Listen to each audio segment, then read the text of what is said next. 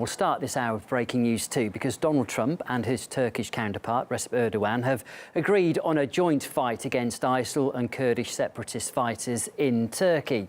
Earlier, in a telephone conversation with the Turkish president, Trump also promised to cease arming US-backed Kurdish forces in Syria.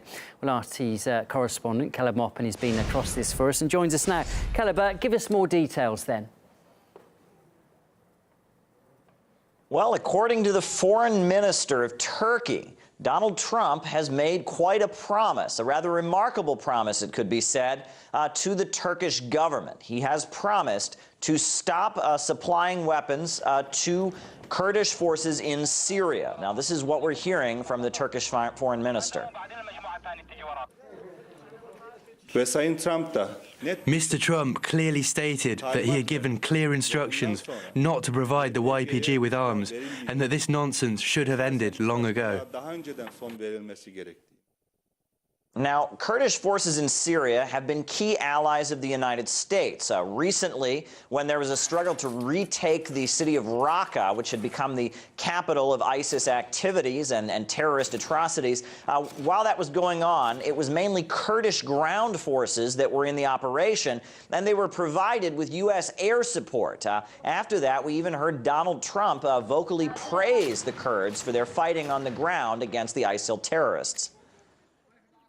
We should be using the Kurdish. We should be arming the Kurdish. They've proven to be the best fighters. They've really proven to be the most loyal to us. And we should be working with them much more so than we're working. Now, Turkey has been waging a war for quite a while against Kurdish forces within their own borders.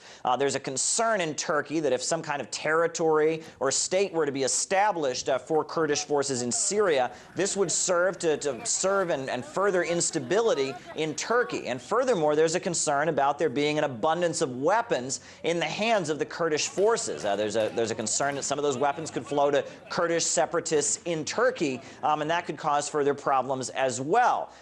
The Turkish Prime Minister, Erdogan, has been quite vocal about his opposition to the United States supporting Kurds in Syria. This is what he has said about that issue.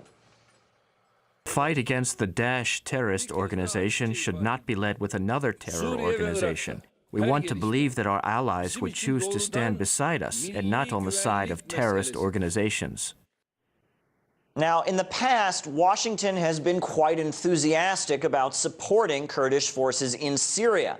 However, it seems that that policy has now dramatically changed in Turkey's favor. Turkey has been asking the United States to stop supporting Kurdish forces, and according to this report from the foreign minister, the United States has agreed to do that. However, things have been rapidly changing in the region. There seems to be very many realignments in recent months, so we'll all be watching closely to see how this plays out.